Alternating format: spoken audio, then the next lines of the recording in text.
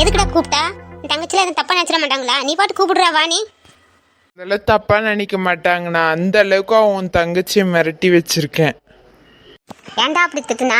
நானே மிரண்டு போயிட்டேன், ஷாக் ஆகிட்டேன்டா. நீ அந்த அளவுக்கு நேச்சரா நடிச்சாடா. நம்ம மேல ஒரு துளிவோட அவங்களுக்கு டவுட் வந்திருக்காதுடா. நானே மிரண்டு போயிட்டேன்டா. எப்படி உன் ஆளோட பர்ஃபார்மன்ஸ் பாத்தியா? நீலாம் ஓவரா இன்னைக்கு பர்ஃபார்மன்ஸ் பண்ணிட்டாடா. என் தங்கச்சி ரொம்ப பயந்துட்டா. கொஞ்சம் ஓரளவுக்கு அடக்கி வாசிச்சிருக்கலாம் இன்னைக்கு கொஞ்சம்.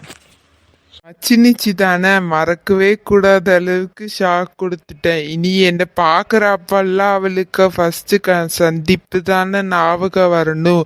அதான் ஷாக் கொடுத்தேன். எப்படி இருந்துச்சு என் மிரட்டெல்லாம்? உன் நடிப்புலாம் நல்லா தான்ப்பா இருக்குது. அன்னைக்கு நான் பேய் வீட்டுக்கு போயேன்னு சொல்லி உனக்கு ஃபோன் பண்ணி வான்னு கூப்பிட்டேன் தெரியுமா? அன்னைக்கு நீ வந்தா தெரியுமா? நாளைக்கு மயங்கி கீழே விழுந்துட்டேன்ல, நீ தானே தூக்குனா என்ன? அப்போ எனக்கு ஒரே பயமாகி போச்சு. நீ தூக்குறதை யாராச்சும் பார்த்துட்டாங்கன்னா தப்பாக நினைப்பாங்க நீ. ஆனால் யாருக்குமே ஒரு டவுட்டோட வரல. நான் தான் கூப்பிட்டு நீ வந்தானே யாருக்குமே டவுட்டே வரலப்பா. ஆனால் எங்கள் சோனிக்கு மட்டும் சின்ன டவுட் இருக்குன்னு நினைக்கேன். நானா உன்னை தூக்குனேன்? உன் தங்கச்சி தானே உன்னை தூக்க சொல்லி சொன்னான். நம்ம ஆளை தூக்க ஒரு வாய்ப்பு கிடைச்சதுன்னு நானும் ஜாலியாக தூக்கிட்டேன். யாருக்கு கிடைக்கும் இந்த மாதிரி வாய்ப்பெல்லாம்? இதான் சாக்குன்னு நானும் ஒன்று தூக்கி என்ஜாய் பண்ணேன். ரொம்ப உனக்கு குசும்பு தாண்டா.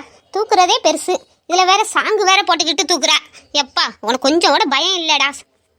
காலேஜ் முடிஞ்சோடனே சாயந்தரம் திருச்செந்தூர் கோயிலுக்கு போயிட்டு வரலாமா சந்தியா? அதெல்லாம் ஈவினிங் காலேஜ் முடிஞ்ச உடனே பார்ப்போம். இப்போ நான் கிளம்புறேன்டா. சோனியாவுக்கு டவுட் வந்துடக்கூடாது. ரொம்ப நேரம் வாங்கிட்ட நான் பேசிக்கிட்டு இருக்கேனே. நான் கிளம்புறேன்டா. பாய் ரகு. ஏ சந்தியா, ஈவினிங் கண்டிப்பா வரணும். பார்ப்போம் முடிஞ்சா போலாம். 2 வருஷமா நாங்க காதலிக்கிறோம். கோயிலுக்கு கூப்பிட்டா கூட பயப்படுறா, வரமாட்டிக்கிறா. ரொம்ப கஷ்டமா இருக்கு இவளோட. எம்மா பிள்ளைலாம் காலேஜுக்கு போனோன்னு வீடே வெறிச்சோடியா இருக்குதே. வீடே ஒரு மாதிரி தலைகீழாக இருந்த மாதிரி இருக்கு. நமக்கே ஒரு மாதிரி இருக்கு. என்ன பண்ணனே தெரியலையே. காலையிலேருந்து வேத்து ஊற்றிக்கிட்டே இருக்கே. ப்ரெஷர் அதிகமாக இருக்குமோ ஒருவேளை? இப்படியே ப்ரெஷர் அதிகமான மயக்கெல்லாம் வந்துடும். சோனி அப்பாவை வர சொல்லி ஆஸ்பத்திரியில் போய் ப்ரெஷரை பார்த்துட்டு வந்துடலாமா? சரி ஃபோன் பண்ணி கூப்பிட்டுருவோம். எதுக்கும் மயங்கி விழுந்தாவோட பார்க்க ஆள் இல்லை வீட்டில். என்னங்க நான் பேசுறது கேக்குதா? சொல்லு ராணி, நீ பேசுறது கேக்குது எனக்கு. என்னங்க எனக்கு ரொம்ப ப்ரெஷர் ஏறின மாதிரி இருக்குங்க. ரொம்ப வேத்து ஊத்திட்டு இருக்கு. கொஞ்சம் சீக்கிரம் வீட்டுக்கு வாங்குங்க. ஐயோ ராணி, என்னாச்சு? சீனி இருந்தா சாப்பிட்டு, இல்லாட்டி ஏதாவது சாக்லேட் ஏதாச்சும் இருந்தா அதையாவது சாப்பிட்டு நான் இதோ வந்துடுறேன், கிளம்பிட்டேன். சீக்கிரம் வாங்குங்க. இப்படி நமக்கு அடிக்கடி முடியாம போகுதே. ஒரு பிள்ளைய எப்படியோ கரை சேர்த்துட்டேன்னு 2 பிள்ளைகள் இருக்குது. இந்த பிள்ளைகளை சீக்கிரம் கரை சேர்த்துட்டா நமக்கு ஒரு நிம்மதின்னு இந்த ஆளுக்கிட்ட சொன்னால் இவர் அடிக்கிற பிள்ளைய இப்போ வேண்டான்னு சொல்கிறாரு. சீக்கிரத்தில் கரை சேர்க்கணும். அவர் வரட்டும், அவர்கிட்ட கொஞ்சம் பேசணும். இந்த மீனை வாங்கி குழம்பு வைக்கிறதுக்குள்ள ஒரு வழி ஆகி போயிடுது. இந்த மாமியார் ஏதாச்சும் வாங்கி தந்துட்டு எங்கேயாச்சும் ஓடிடுது நம்ம தலையில் கட்டிக்கிட்டு. ஒரு இடத்துக்கு போக முடியுதா இந்த குழம்பு வச்சு சோறு பொங்கி முடிக்க தட்டையும்? யாராச்சும் வாராளுகளா நம்மக்கிட்ட பேச? நம்ம போனால் மட்டும் உட்காந்து பேசுவாளுங்க. ஒரே வேலையாக போச்சப்பா நமக்கு. என்ன வெயில்! காலையிலே மண்டையை பொழக்கிற அளவுக்கு வெயில் அடிக்குதம்மா. பாவம் இந்த வெளியே வெயிலில் விளைச்சிறவங்களாம் எவ்வளோ பாவம். நான் மட்டும் ஏசியை கண்டுபிடிச்சவளா இருந்தேன்னா ஒவ்வொரு ஊர்லேயும் ஏசியை பகல் உள்ளே போட்டு விட்ருவேன். வெயிலில் படாமல் ஏசிலே வேலை செய்யுங்கன்னு.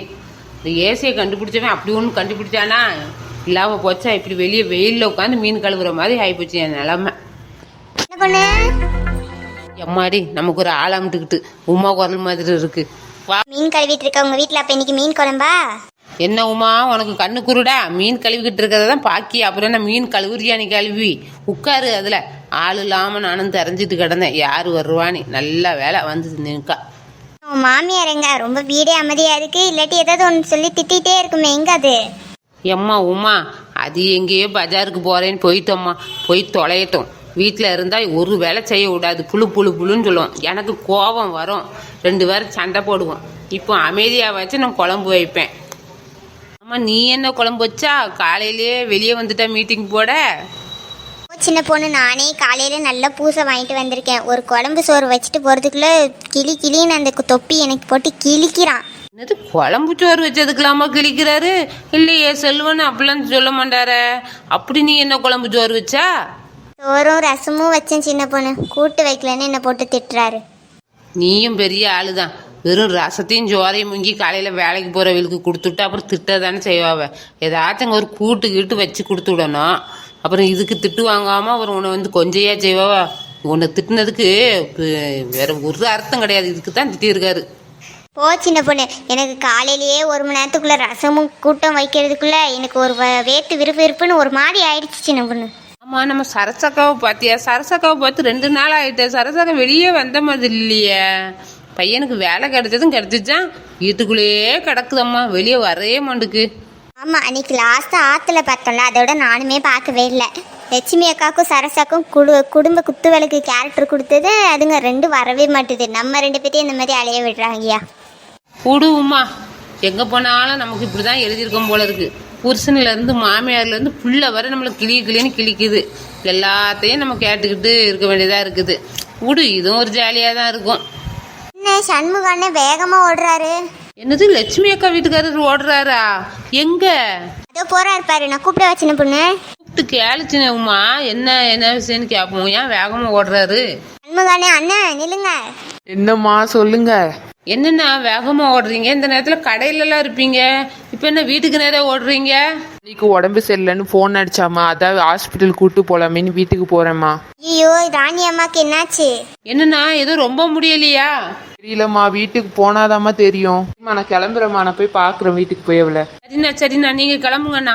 கிளம்பி போய் பாருங்க, ஆஸ்பத்திரிக்கு எங்கேயும் கூப்பிட்டு போங்கண்ணா. சின்ன பொண்ணு, நம்மளும் போய் ராணி அக்காவை பார்க்க போமா? என்ன செய்யுதுன்னு தெரியலல்ல. உமா, நான் வேற குழம்பு வைக்கணும் உமா. மத்தியானம் எங்கள் மாமியார் கிளவி வரும். குழம்பு இல்லாட்டி என்ன திட்டி தீர்த்து விடுமே. நான் எங்கே இருக்கேன்னு வந்து தேடி வந்து என்ன அடிக்கும் உமா. நான் என்ன பண்ணுறது? அது கிடக்குது. அதுக்கெல்லாம் பயந்தா நம்ம நல்லது கெட்டதுக்கு எங்கேயாச்சும் போக முடியுமா? நீ வா. ஆமாம், இப்போ நல்லது எங்கே நடக்கு, கெட்டது எங்கே நடக்கு, ஏதாச்சும் சொல்லணும்னு டைலாக் விடுவா போல இருக்கு நீ. அதெல்லாம் ஒரு ஃப்ளோவில் வரும். அதெல்லாம் நீ கண்டுக்காத. நீ இப்போ மீனை வச்சுட்டு வரியா இல்லையா? மீனை கொண்டு எங்கே வைக்கிறது? வெளியே வச்சா பூனை கிட்ட தூக்கிறோமாம்மா. எங்கே வச்சுட்டு வரேன்னு தெரியலையே. ஆமா, உனக்கு சொல்லி தரணும். அதான் ஃப்ரிட்ஜ் எதுக்கு வாங்கி வச்சிருக்க? ஃப்ரிட்ஜ் இருக்குல்ல, ஃப்ரிட்ஜுக்குள்ளே தூக்கி வச்சுட்டு வாமா. மாமியா வந்தா திட்டாதுல உமா. ஏதாச்சும் சொல்லி சமாளிச்சிடலாமா? என்னன்னு தெரியலையே உமா. அதெல்லாம் சமாளிச்சிடலாம் சின்ன பொண்ணு. வா வா, சீக்கிரம் போகலாம். கடைக்காரண்ணா ஒரு 100 புளி கொடுங்கண்ணா, ஒரு மஞ்சத்தூள் பாக்கெட்டு கொடுங்கண்ணா. இருமா, எடுத்துட்டு வரேன். என்ன இவளுக்கு தலை தெறிக்க ஓடி வராளுங்க? என்னாச்சுன்னு தெரியலையே. உமா நில்லு, என்னாச்சு? ஏன் ஓடுறிய? ராணி அக்காவுக்கு உடம்புக்கு முடியலையே, அதுதான் நாங்கள் பார்க்க போகிறோம். நில்லுங்கடி, ஒழுங்கா சொல்லிட்டு போங்க. என்ன ஆச்சு? இல்லை சரசக்கா, ராணி அக்கா வீட்டுக்காரரு வேகமாக ஓடினாரு. என்னாச்சுன்னு கேட்டோம். அவர் ராணி அக்காவுக்கு உடம்புக்கு முடியலையா, அதனால ஆஸ்பத்திரிக்கு கூட்டு போக ஃபோன் அடிச்சான்னு சொல்லிட்டாரு. அதான் என்னாச்சுன்னு பார்க்க போகிறோம். நீங்கள் வரீங்களா? அப்படியா? ஐயோ நில்லுங்க, நானும் வரேன், பார்க்க போலாம். எம்மா இருமா, ஜாமனை வாங்கிட்டு போம்மா. போயா, இந்த நேரத்தில் போய் சாமனும் கூமணும். நீ நாங்களே அவசரத்தில் ஓடிக்கிட்டு இருக்கோம். நேரம் காலம் தெரியாமல் சாமனை வாங்கிட்டு போங்க. சாமனம் உன் சாமனத்தை நீயே வையுமியா, வேற யாருக்காச்சும் வில்லு. நாங்கள் போயிட்டு வரோம்யா ஃபஸ்ட்டு. ராணி ராணி ராணி எழுந்துரு. என்ன இவ்வளோ கூப்பிடுறான், எழுந்துக்கவே மாட்டுறா. ஐயோ, ராணிக்கு என்னாச்சுன்னு தெரியலையே. உடம்புல ரொம்ப சுடுதே, காய்ச்சல் அடிக்குதே. என்னங்க வந்துட்டீங்களாங்க? எப்போ வந்தீங்க? என்ன ராணி, உடம்பெல்லாம் கொதிக்குது. ஆட்டோ கிட்ட பிடிச்சினாலும் என் கடைக்கு வந்திருக்கலாம்ல, நான் கூட்டிட்டு போயிருப்பேன்ல. இல்லைங்க, படுக்கும் போச்சில் நான் கொஞ்சம் கேக் மட்டும் தான் இருந்துச்சு. கொஞ்ச நேரம் ஆவாக உடம்பு சூடாகி ஒரு மாதிரி தூக்கம் மாதிரி வந்துட்டுங்க. அதான் என்ன அறியாமலே நான் தூங்கிட்டேங்க. சரி கிளம்பு, ஹாஸ்பிட்டல் போயிட்டு வந்துடுவோம். இப்போ கொஞ்சம் கேர் பரவாயில்லைங்க. எனக்கு ஒரு பேராசிட்டமால் மாத்திரை மட்டும் கொடுங்க. ஒரு டீ ஒரு டம்ளர் கொடுங்க. குடிச்சிட்டு கொஞ்சம் தூங்குனா கொஞ்சம் நல்லாயிருங்க எனக்கு. இப்படியே தான் கடந்து கடந்து உன் உடம்ப வீணாக்கிட்டு இருக்க ராணி. என்னங்க செய்யறது? எனக்கு இந்த பிள்ளைகளை நினச்சிதாங்க ஒரே கவலையாக இருக்குது. எனக்கு வேற உடம்பு வேற அடிக்கடி முடியாமல் போகுதுங்க. நம்ம மூத்த மூலவும் ஃபோன் பண்ணி ரொம்ப நாள் ஆகிட்டுங்க. அவளை பார்க்கணும் போல இருக்குங்க. அவளை கொஞ்சம் வர சொல்லுங்க, பார்க்கலாங்க. தானே ராணி, வெளிநாட்டு மாப்பிள்ளன்னு ஒன்று கெட்டி கொடுக்கலான்னு சொன்னேன். நான் வேணான்னு தானே சொன்னேன்.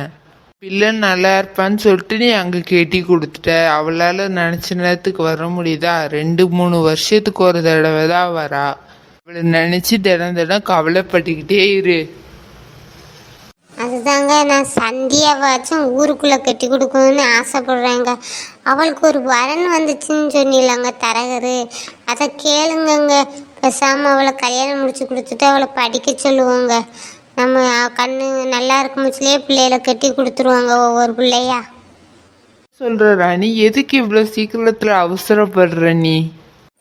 இல்லைங்க, அவளை தான் வெளிநாட்டில் கட்டி கொடுத்துக்கிட்டு ஆசைக்கு பார்க்க முடியாமல் கஷ்டப்படுறோம்.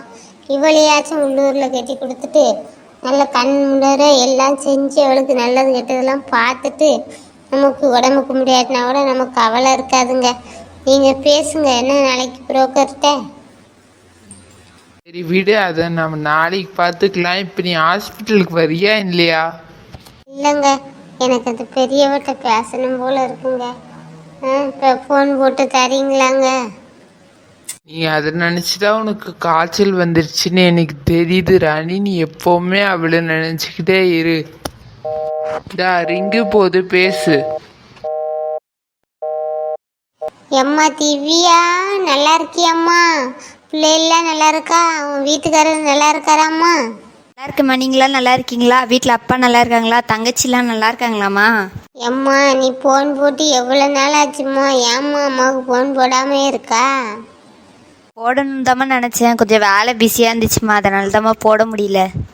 எப்பம்மா ஊருக்கு வரா? உன்னையும் பிள்ளையும் பார்க்க ரொம்ப ஆசையாக இருக்குமா. எப்பம்மா வரா? இன்னும் 2-3 மாதம் கழிச்சு வரேம்மா நான். எம்மா திவ்யா, நம்ம சந்தியாவுக்கு கல்யாணம் வைக்கலான்னு இருக்கோம்மா, ஐடியா பண்ணிக்கிட்டு இருக்கோம்மா. அவளுக்கு மாப்பிள்ளை வீடு ஒன்று வந்திருக்கு, நல்ல இடம் மாதிரி இருக்கு, பார்க்கலான்னு இருக்கோம்மா. நீ வந்தால் கொஞ்சம் நல்லா இருக்கும்மா. நீ வரியாம்மா?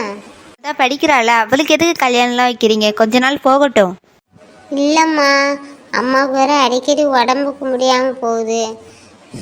இப்போவுமே கட்டி கொடுத்துட்டா அவள் அவங்க வீட்டில் போய் படிக்க வைக்கிறாங்களாம்மா.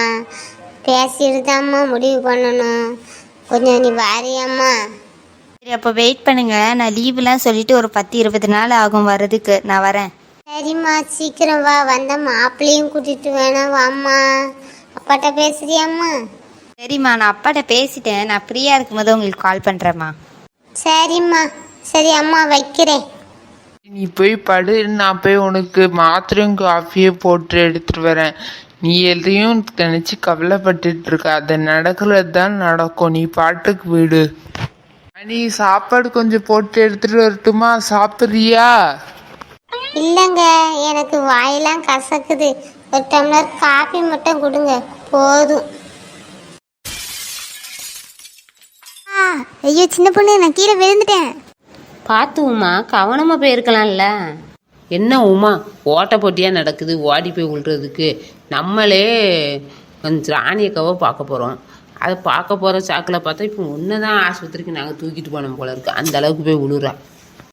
எந்திலி முதல்ல தூக்குங்கம்மா, கையை கொடுத்து. யாராச்சும் 2 பேரும் பேசிக்கிட்டே இருக்கீங்க. எப்படி விழுந்தியோ அப்படியே எந்திலிமா பஸ்டி. ஐயோ சின்ன பொண்ணு, என் குறுக்கு மடிச்சு போச்சு சின்ன பொண்ணு. ஐயோ உமா, உன் குறுக்கு முறிஞ்சு போச்சா? அப்போ ஆம்புலன்ஸ்க்கு ஃபோன் பண்ணுறேன். ஃபோன் பண்ணி தூக்கிட்டு போட்டோம் உன்னை. ஐயோ ஆம்புலன்ஸா? ஹாஸ்பிட்டலில் போய் அட்மிட்டே பண்ணிடுவாளுங்க போல. தப்பிச்சு ஓடிடுவோமா? இந்த வீடியோ பிடிச்சிருந்தா லைக் பண்ணுங்கள், ஷேர் பண்ணுங்கள், கமெண்ட் பண்ணுங்கள். மறக்காமல் சப்ஸ்கிரைப் பண்ணிடுங்க. தேங்க்யூ, நன்றி. இதுலேருந்து எபிசோட் போடுறோம், மறக்காமல் கண்டிப்பாக எல்லோரும் பாருங்கள். இதுவரையும் போட்டதை பார்க்கலனாலும் அதையும் பாருங்கள். சப்போர்ட் எங்களுக்கு கண்டிப்பாக தேவை. நீங்கள் தொடர்ந்து பார்த்தா தான் எங்களுக்கு நாங்கள் தொடர்ந்து வீடியோ போட முடியும். இல்லை உங்களுக்கு பிடிச்சாலும் பிடிக்கலனாலும் கமெண்ட் பண்ணுங்கள். அதுக்கு தொடர்ந்து சப்போர்ட் கொடுங்க. இதுவரையும் கொடுத்ததுக்கும் நன்றி, கொடுக்க போகிறதுக்கும் நன்றி. கொடுப்பீங்கன்னு நம்புகிறோம். நன்றி, தேங்க்யூ, பாய்.